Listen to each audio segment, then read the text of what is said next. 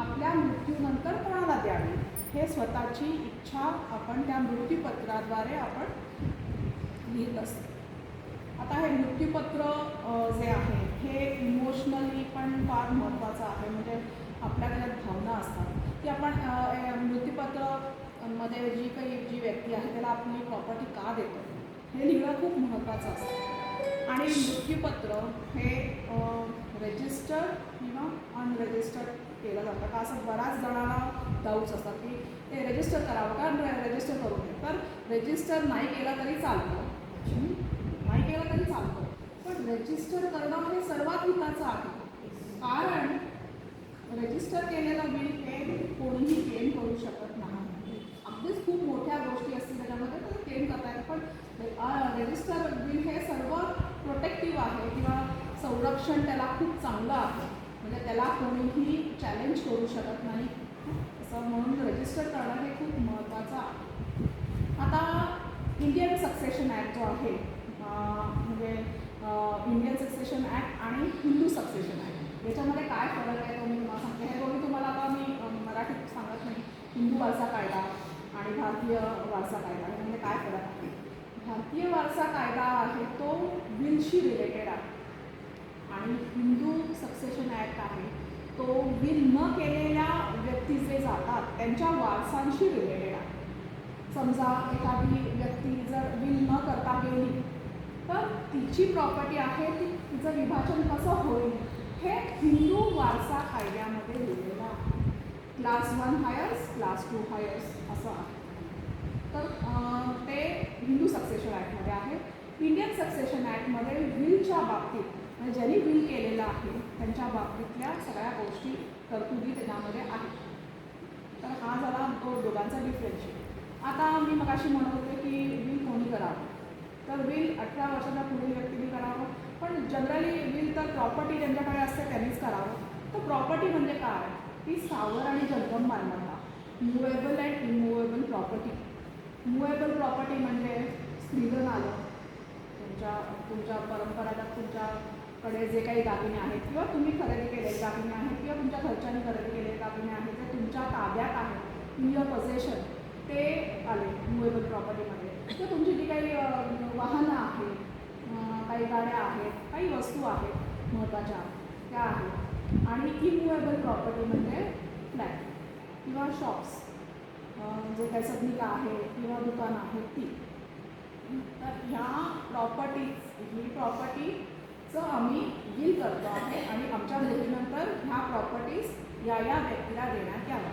कधी कधी अशी पण परिस्थिती असते की विल करणारा जो आहे त्याला म्हणतात टेस्टेटर म्हणजे विल करणारा, आणि विलला म्हणतात टेस्टमेंट. म्हणजे इंग्लिशमध्ये टेस्टेटर आणि टेस्टमेंट. विल करणारा टेस्टेटर, विलला म्हणतात टेस्टमेंट. तर विल मध्ये जे काही प्रॉपर्टी आपण देतो त्या प्रॉपर्टीच्याबद्दल सविस्तर वर्णन हवं. अगदीच हे लेन हे असं नाही, सविस्तर वर्णन हवं जेणेकरून जसं एक्झिक्युशन होताना जे करणारे आहेत त्यांना काही त्रास होऊ नये म्हणून. तर डिस्क्रिप्शन हवं. आता समजा काही लोक काय करतात, आता समजा एक नवरा म्हणजे एक म्हातारा माणूस आहे, सिनियर सिटीजन आहे, तो त्याला असं वाटतं की नाही आपली मुलं आहे पण मुलांनी काय आपल्याला सांभाळलं नाही किंवा मुलांकडे भरपूर पैसा आहे, ते आपल्याकडे बघत नाही, आपणच आपलं सगळं करतो, आपल्याकडे भरपूर पेन्शन आहे, लक्षच देत नाही, काही नाही. तर आपण काय करावं, मग तो विचार करतो. मग त्याला असं वाटतं की कोणतं ऐकूयात येतं किंवा त्याला असं स्वतःला वाटतं की आपण आपली प्रॉपर्टी ट्रस्टला द्यावी किंवा आपण आपली प्रॉपर्टी, असं पण होतं म्हणजे मी बऱ्याच प्रकरणं ऐकलेली आहेत की आपण आपली प्रॉपर्टी ही केअरटेकरला थोडा भाग द्यावा किंवा त्यांची बिल असेल त्याला द्यावा, असं पण असतं. तर त्यामुळे आपली जी प्रॉपर्टी आहे ती मुलांना न जाता इतर कोणाला जर तुम्हाला द्यायची असेल तर ते विलमध्ये तुम्ही लिहू शकता. आणि जर तुम्ही विल नाही केलं तर ती डायरेक्टली तुमची प्रॉपर्टी तुमच्या बायकोला आणि मुलांना जाते.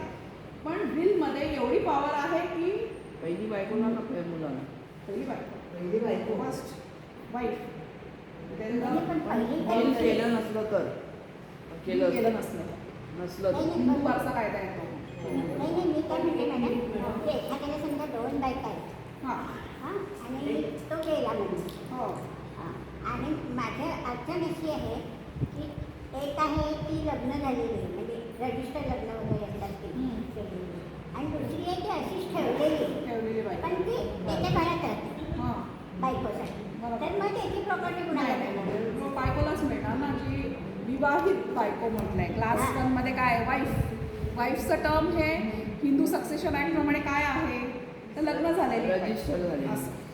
तर आता मी याच्यामध्ये होते की प्रॉपर्टीचं विभाजन आता त्याला असं वाटलं की मी ट्रस्टला द्यावे तर ट्रस्टला तो देऊ शकतो. ओके. आणि आता इथे एक महत्त्वाचा भाग तुम्हाला माहिती असेल की नाही माहिती नाही पण विलमध्ये एक एक्झिक्युटर नेमतात.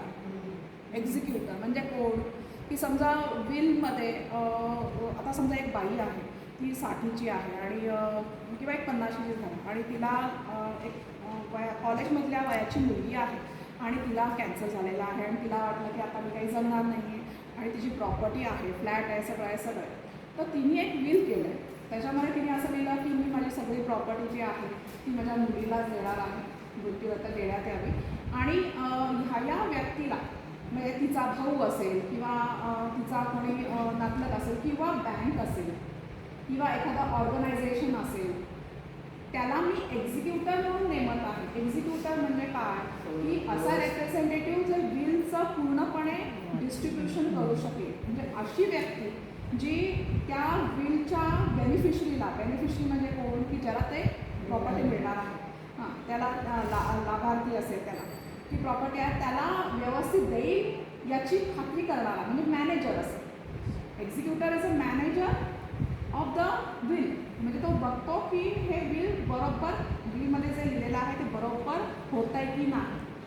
बरं एक्झिक्युटरला आपण पैसे पण म्हणजे जर एक as a matter of love and token म्हणजे आपण त्याच्यामध्ये असं पण लिहू शकतो विलमध्ये की त्याला पैसे हे त्यांनी फीज घ्यावी बँकेतून किंवा म्हणजे बँकेतले जे काही आहेत जे काही एफ डीज असतील काय असेल तर त्याला 1 महिन्याला किंवा एक 6 महिन्यांनी किंवा जोपर्यंत हे होत नाही पूर्ण वगैरे तोपर्यंत त्यांनी एवढी रक्कम त्याला देण्यात यावी असं पण असतं.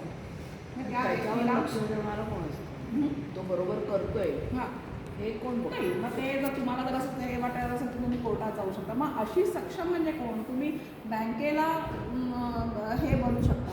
बँक ऑर्गनायझेशन आहे किंवा एखादा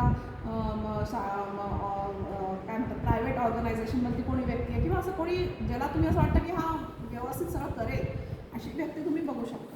म्हणजे ती जी ज्याला जाणार आहे ती लहान आहे तिला अजून काही माहिती नाही आहे या सगळ्या गोष्टींचं तर तुम्ही ते एक्झिक्युटर म्हणून नेमू शकता किंवा इतरही बाबतीत पण तुम्ही एक्झिक्युटर नेमू शकता त्यात काही प्रॉब्लेम नाही असं या ह्याच्यामध्ये आहे. आपल्या ह्याच्यात त्या ॲनीने का आपल्याला दिलं होतं CKP हॉलला CKP हॉलला बँकेकडे आपलं हे दिलं होतं किंवा माझ्या मुली एवढी रक्कम ह्या द्यावी त्याप्रमाणे त्यांना हे झाल्यानंतर बँकेचा फोन आला बँकेच्या फोनवर आपल्याला मिळाली. बरोबर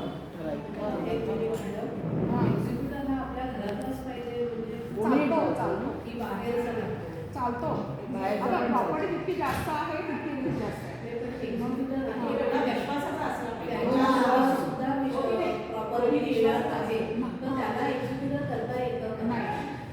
हे बघा काय माहिती का बेनिफिशरी आणि एक्झिक्युटर. बेनिफिशरी म्हणजे कोण ज्याच्या नावाने प्रॉपर्टी बरोबर आहे आणि एक्झिक्युटर म्हणजे सांभाळणारा मॅनेजर त्याच्या नावाने नाही प्रॉपर्टी होऊ शकत. त्याला फक्त त्याची फीज मिळू शकते किंवा त्याला मोबदला मिळू शकतो त्या कामाचा किंवा तो जर म्हणत असेल की मला काहीच नको किंवा काय वगैरे म्हणजे त्याला जर सांगून जर असं केलं तरी चांगलं ठीक आहे किंवा त्याला न सांगता केलं तरी चालतं म्हणजे काही प्रॉब्लेम नाही असं आपण एक एक्झिक्युटर नेमू शकतो. असं आता विलमध्ये काय काय अंतर्भूत आहे तर इंडियन सक्सेशन ॲक्टप्रमाणे ISA प्रमाणे 18 मला वाटतं 1842चं काहीतरी आहे ॲक्ट सेक्शन आहे. तर त्याच्याप्रमाणे विलमध्ये काय यायला लागतं तर विलमध्ये पहिलं तर तुमचं आता मी बरेच विल केले तर विलमध्ये पहिलं तुमचं नाव तुमचं आधार कार्ड पॅन कार्ड असं आहे नंतर पूर्ण पत्ता तुमचा जो काही आहे तो राहता पत्ता नंतर गावचा पत्ता असेल तरी तो पण लिहिला जातो. नंतर मग तुमच्या प्रॉपर्टीचे वर्णन इन द फॉर्मॅट म्हणजे की ही प्रॉपर्टी आहे जॉईंट असेल तर जॉईंट सिंगल असेल तर सिंगल स्थावर मालमत्ता जंगम मालमत्ता किती आहे ती बरं ही प्रॉपर्टी मी ह्या व्यक्तीला देतोय त्याचं आणि तुमचं नातं काय आहे. मुलगी आहे, जावई आहे, सून आहे, मुलगा आहे, म्हणजे वडील आहेत किंवा कोणी आहे, नवरा आहे, तर याला मी असं देतो, असं त्याच्यामध्ये क्लासिफिकेशन असायला पाहिजे. आता काही जण काय करतात की एकालाच देतात आणि का देतात हे लिहायला हवं त्याच्यामध्ये, की माझी सून मला पडत्या काळात मला तिने खूप मदत, माझ्या आजारपणात मदत केलेली आहे किंवा मला माझ्या पाठीवर उभी राहिली म्हणून मी तिला दिलेलं आहे. माझ्या सगळ्या मुलींना मी सगळं माझं केलेलं आहे, म्हणजे लग्नाचं सगळं त्यांचा खर्च केलेला आहे, सगळं केलेलं आहे.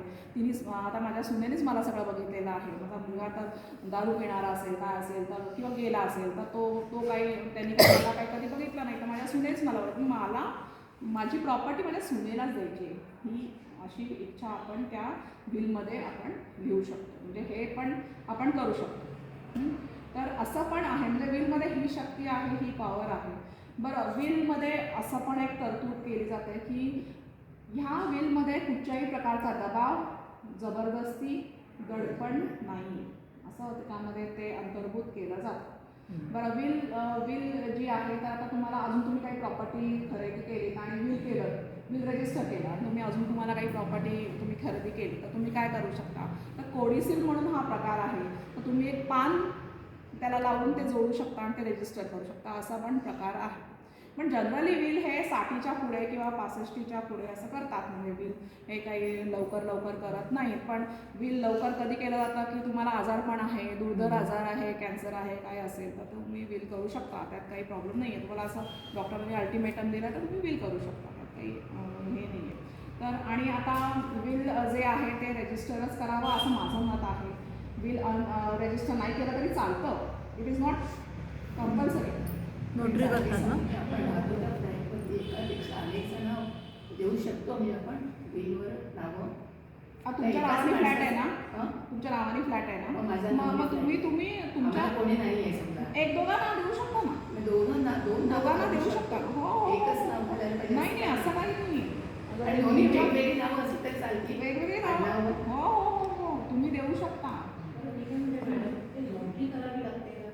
हे बघा, नोटरीच्या ऐवजी रजिस्टर, नोटरी खाली रजिस्टरवर, म्हणजे नोटरीचं वेटेज तसं काही नाही आहे, पण रजिस्ट्रेशनचं वेटेज खूप बेस्ट आहे.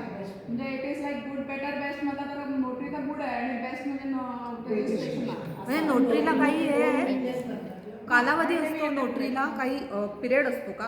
आता आपण नोटरी केली तर ती 4 वर्ष चालेल, 5 वर्ष चालेल, असं काही पिरियड आहे का त्याला? 6 महिन्याचा नोटरायझेशनचा 2 वर्षाचा कालावधी असतो. ओके. नोटरायझेशनचा 2 वर्षाचा कालावधी असतो. विल तुम्ही रजिस्ट्रेशन केलं असेल तर ते कॅन्सल करायला लागतं आणि मग ते परत तुम्हाला रजिस्टर करायला लागेल. तुम्ही एखादा डॉक्युमेंट रजिस्टर केलं तर तुम्हाला कॅन्सल करायला लागेल, असं आहे. आता तुम्ही जर केलं आणि ती गेल्यानंतर इतर जे आहे जवळचे ते चेंज करू शकतात. बघा, सरकार दफ्तरी तुमचं रजिस्टर केलेलं आहे, नाही सरकार दफ्तरी तुमचं गेलेलं मी त्याच्यामध्ये तेच सांगते. आता बघा, मी तुम्हाला सांगितलं की व्हॉट आर द कंडिशन्स. आता तुमच्या विलमध्ये काय पाहिजे, तर तुमच्या विलमध्ये 2 किंवा 2पेक्षा जास्त विटनेसेस चालतात, पण जनरली 2च विटनेसेस येतात, बरोबर आहे. त्या विटनेसनी जो विल करणारा व्यक्ती जो आहे त्याच्या समोरच सही केली पाहिजे, हे खूप महत्त्वाचं आहे. पण त्यांनी ते बिल वाचायला नको, वाचायला पाहिजे. विटनेसनी बिल वाचायला पाहिजे, त्याशिवाय ते सही कसं करणार.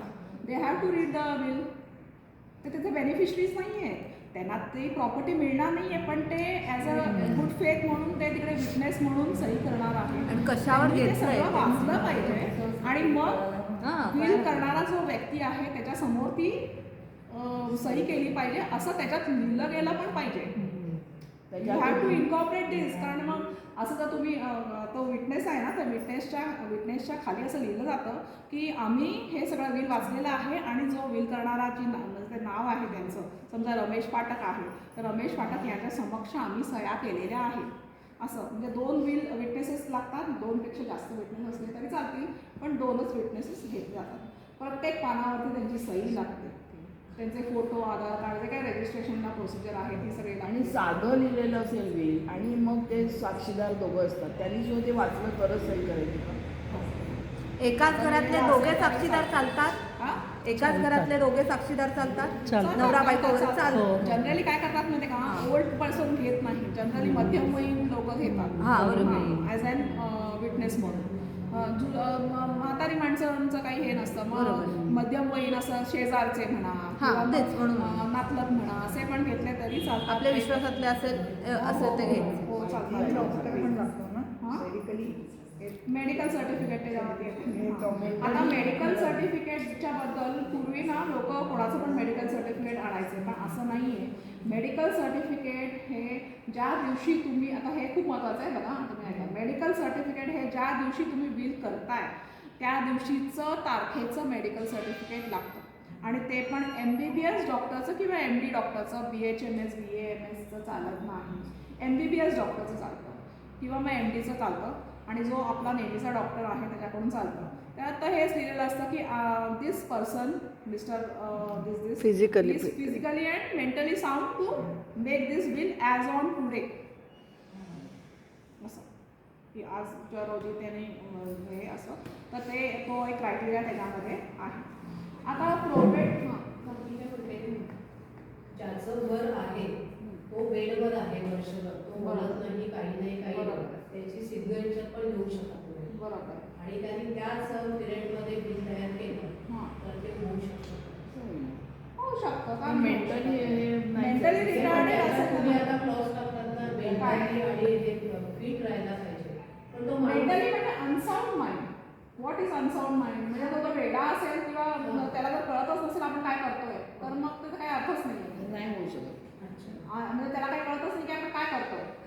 मग अशा व्यक्तीला तर काही म्हणजे तो हेच नाही कळणार. म्हणून पण आपण जो चांगल्या असताना करून काय करतात माहिती का, नाही काय करतात माहिती का, under this condition जे घरी एकदम बेडरिडन आहे त्यांच्यासाठी स्पेशल गोष्ट अशी आहे की रजिस्टर त्यांच्याकडे येतात आणि तिकडे ते रजिस्ट्रेशन होतं. त्याचा थंब जो आहे राईट हँड